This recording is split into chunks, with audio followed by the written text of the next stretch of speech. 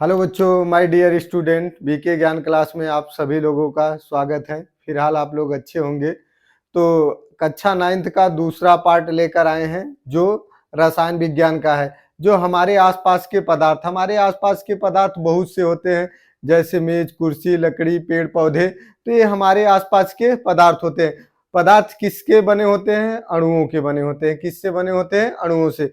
जो क्या होते हैं? जो छोटे छोटे पार्टिकल मिलकर एक क्रिस्टल बना लेते हैं। क्या बना लेते हैं? क्रिस्टल, अणु बना लेते हैं, जिससे वह क्या कहलाता है? पदार्थ कहलाता है। देखिए, पदार्थ की 3 अवस्थाएं होती हैं, जो ठोस, द्रव और गैस। 3 अवस्थाएं होती हैं और तीनों अवस्थाओं में अणुओं की जो क्या होती है मूवमेंट करने की, उसके लिए ऊर्जा की आवश्यकता पड़ती है। तो उसके लिए क्या होती है? गतिज ऊर्जा और स्थितिज ऊर्जा की आवश्यकता पड़ती है।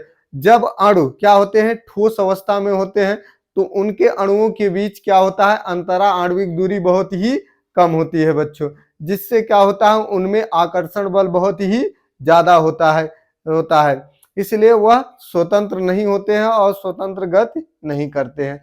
और इसके बाद जैसे आपका द्रव है, द्रव लिक्विड है। लिक्विड के अणुओं के बीच क्या होता है? उनके अणुओं के बीच अंतरा आणविक दूरी बहुत ही अधिक होती है। उनके अणुओं के बीच रिक्त स्थान होता है। उनमें जो होता है आकर्षण बल कम होता है। ठोस के अपेक्षा द्रव में आकर्षण बल कम होता है। और जो गैस के अणु होते हैं, उनके बीच बच्चों क्या होता है उनके अणुओं के बीच बहुत अधिक दूरी होती है और आकर्षण बल बहुत ही कम होता है, जिससे वह क्या करते हैं? एक स्वतंत्र गति करते रहते हैं उनके अणु। तो बच्चों हम चलते हैं, देखते हैं फिलहाल आगे क्या है। तो देखिए, जैसे पदार्थ का पदार्थ का अवस्था परिवर्तन, मतलब कहने का मतलब है कि change of state of matter. ठीक है, मैटर। तो देखिए, पदार्थ की जो अवस्था होती है वह किस प्रकार से परिवर्तित होती है। तो पदार्थ की अवस्था या द्रव्य की अवस्था, जिसे हम द्रव्य भी क्या पदार्थ क्या कह सकते हैं बच्चों? पदार्थ या द्रव्य कह सकते हैं। ठीक है। तो द्रव्य की 3 अवस्थाएं होती है। कितनी अवस्थाएं होती हैं? 3। जैसे अगर कोई H2O है, अगर वह क्या हो? निम्न ताप पर वह क्या हो? बर्फ में परिवर्तित हो जाए, तो वह कैसी अवस्था होगी? ठोस अवस्था होगी। अगर वह जल ठीक है, थोड़ा सा टेम्परेचर पर अगर वह द्रव में बदल जाए, तो हम कहेंगे यह द्रव अवस्था या जल अवस्था में हो गया। और उसे गर्म करेंगे, हीट करेंगे, तो बच्चों क्या होता है? गैस जो होता है जल वाष्प, वह गैस के रूप में परिवर्तित हो जाती है। किस रूप में परिवर्तित हो जाती है? गैस के रूप में। अब हम द्रव्य के बारे में, पदार्थ के बारे में देखेंगे। जो पदार्थ की अवस्था में होता है, जो पदार्थ की अवस्था में अणुओं की जो गतिज और स्थितिज ऊर्जा में क्या होता है? कंटिन्यू परिवर्तन होता रहता है। क्या होती है? जो द्रव्य की अवस्था होती है, उनमें परिवर्तन होने की प्रक्रिया होती है, वह किस पर डिपेंड करती है? उसके गतिज और उसके स्थितिज ऊर्जा पर निर्भर करती है या परिवर्तन। तो जो बच्चों क्या होते हैं? ठोस पदार्थ को गर्म करने पर, जब हम ठोस पदार्थ को गर्म करते हैं, तो उसके अणुओं की गतिज ऊर्जा क्या होती है? वृद्धि हो जाती है। जब हम ठोस पदार्थ को गर्म करेंगे बच्चों, तो उनके अणुओं के क्या होगा? उनके अणुओं की जो गतिज ऊर्जा है उसमें वृद्धि हो जाएगी। मतलब उनके जो पार्टिकल्स है या अणु, उनके बीच में क्या हो जाएगा? दूरियां बढ़ जाएगी, अंतरा आणविक दूरी बढ़ जाएगी और वह स्वतंत्र हो जाएंगे।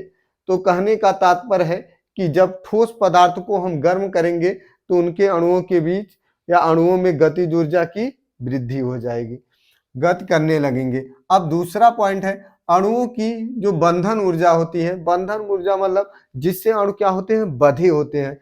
अगर वह या स्थितिज ऊर्जा, जिसे हम कहते हैं स्थितिज ऊर्जा के कारण वह बंधे होते हैं। अणु क्या होते हैं बच्चों? स्थितिज ऊर्जा के कारण बंधे होते हैं। और जब बंधे होने में या उसके स्थितिज ऊर्जा में जब कमी आ जाती है, तो क्या होते हैं? अणु वह अपने ही स्वतंत्र अवस्था में क्या करते हैं, स्वतंत्र अवस्था में ही रहते हैं। तो स्थितिज ऊर्जा के कारण निष्ठ है द्रव्य। देखिए, द्रव्य पदार्थ को गर्म करने पर अणुओं की गतिज ऊर्जा में, जब हम द्रव्य या द्रव को, ठीक है बच्चों, लिक्विड पदार्थ को गर्म करने पर अणुओं की गतिज ऊर्जा में क्या होती है, वृद्धि होती है। क्या होती है, अत्यधिक वृद्धि होती है। मतलब कहने का तात्पर्य यह है कि जब हम द्रव के अणुओं को ऊर्जा देते हैं या टेम्परेचर देते हैं तो उनके गति करने की, जो गति करते हैं उनमें गतिज ऊर्जा अत्यधिक वृद्धि हो जाती है, अत्यधिक वृद्धि हो जाती है।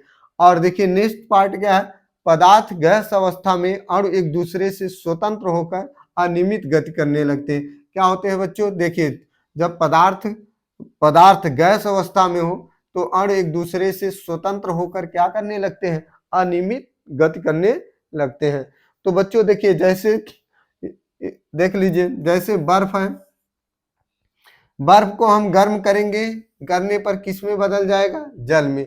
और जल को गर्म करेंगे तो किस में बदल जाएगा, वाष्प में। किस में बदल जाएगा, जल वाष्प में। और जब इसको ठंडा करने पर पुनः यह जल वाष्प जल में परिवर्तित हो जाएगा। और ठंडा करने पर क्या होगा, बर्फ में बदल जाएगा। जब टेम्परेचर कम करने पर यह बर्फ में बदल जाएगा। अब बच्चों क्या है, देखिए यह हम आपको बताएं कि जब बर्फ को गर्म करेंगे वह जल में बदल जाएगा, और जब जल को गर्म करेंगे, ऊर्जा तापमान देंगे तो वह जल वाष्प में बदल जाएगा। क्या बच्चों, जल वाष्प में। जैसे हम क्या करते हैं, किसी भी पात्र में या बर्तन में जब हम उसको टेम्परेचर पर जल को गर्म करते हैं तो उनमें से भाप निकलती है, जिसे हम कहते हैं बच्चों जल वाष्प। क्या कहते हैं, जल वाष्प। जब वह ऊपरी सतह पर, जब वह बूंदें जाकर जम जाएंगी तो वह पुनः किस में परिवर्तित हो जाएंगी, जल में।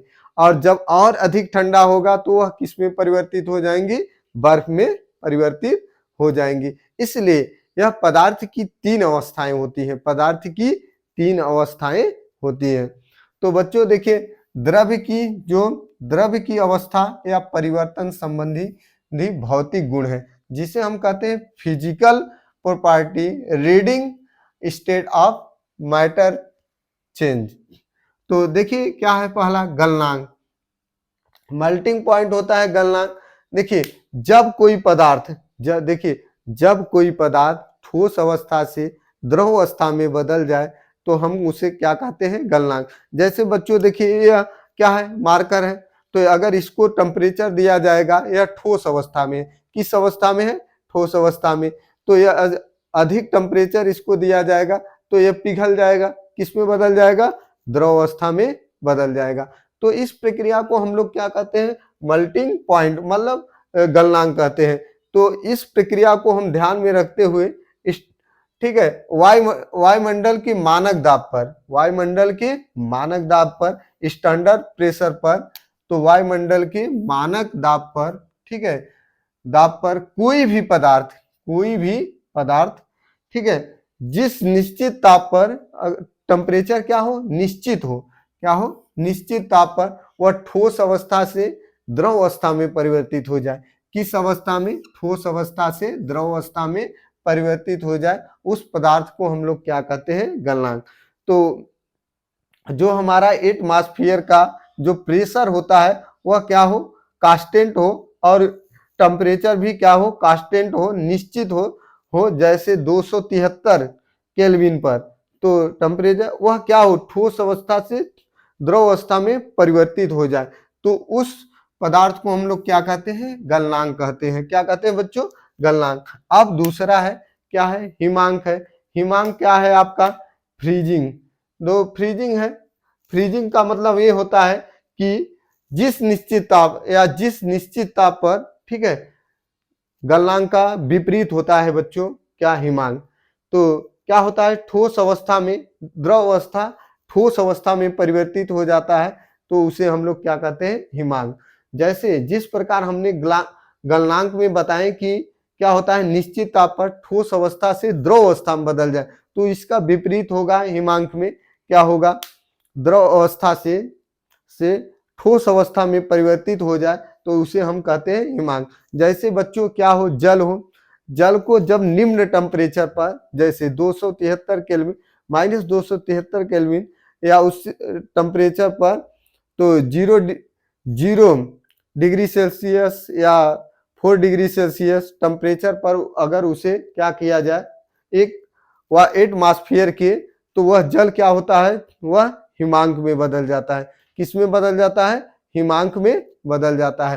तो इस प्रक्रिया को हम लोग क्या कहते हैं? देखिए बच्चों, जब वायुमंडल के मानक दाब पर कोई पदार्थ जिस निश्चित ताप क्या हो, निश्चित हो, और एटमॉस्फेयर का जो टेम्परेचर हो वो भी क्या हो, चाहे वह एक वायुमंडल हो, ठीक है, एक एटमॉस्फेयर हो, तो निश्चित ताप पर क्या हो, ठोस अवस्था से किस अवस्था में, ठीक है, द्रव अवस्था से ठोस अवस्था में परिवर्तित हो जाए, उस पदार्थ को हम लोग क्या कहते हैं? हिमांक कहते हैं। बच्चों देखिए, जैसे यहाँ पर देखिए द्रव है, द्रव जब इसका वाष्पीकरण करेंगे तो इस किस में बदल जाएगा? गैस में। किस में बदलेगा? गैस में। कहने का मतलब है जो हम इसको द्रव को टेम्परेचर देंगे तो यह किस में बदल जाएगा? वाष्प में बदल जाएगा। और जब वाष्प वो संघनन में, संघनन मतलब जब यह पुनः क्या होगा जल में परिवर्तित हो जाए, या संघनन मतलब जब अणु पास आ जाए, तो यह किस में बदल जाएगा? द्रव में बदल जाएगा। अब बच्चों क्या होता है, गैस किस में, अगर गैस निक्षेपण किया जाए तो वह ठोस में बदल जाए, अगर ठोस सीधा गैस में परिवर्तित हो जाए तो उस प्रक्रिया को हम लोग क्या कहते हैं? ऊर्ध्वापातन कहते हैं। अगर द्रव सीधा ठोस में बदल जाए तो उस प्रक्रिया को हम लोग क्या कहते हैं? हिमांक। अगर ठोस सीधा द्रव में परिवर्तित हो जाए तो इस प्रक्रिया को हम लोग गलन कहते हैं या गलनांक कहते हैं। क्या कहते हैं? गलन या गलनांक कहते हैं। जिसमें क्या होगा, वायुमंडल के मानक दाब स्थिर या टेम्परेचर क्या होगा? निश्चित होगा। अब बच्चों देखिए क्या है, हमारा क्वथनांक है। क्वथनांक क्या होता है इसके बारे में, वायुमंडल के, देखिए वायुमंडल के मानक दाब पर कोई पदार्थ जिस निश्चित ताप पर वह द्रव अवस्था से वाष्प अवस्था में बदल जाए। जब कोई द्रव अवस्था से किस में बदल जाए?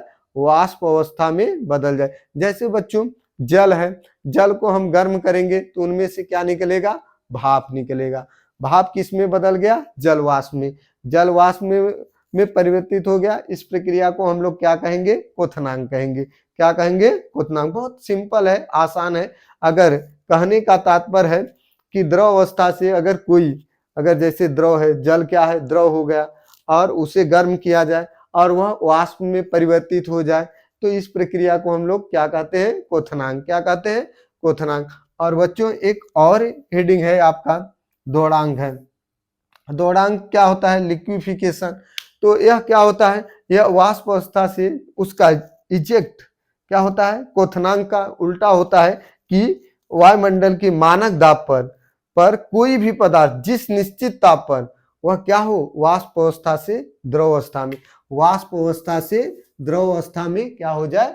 परिवर्तित हो जाए। या देखिए बच्चों, जब कोई क्या है, जल है, उसको किसी पात्र में गर्म किया जाता है तो वह क्या होता है?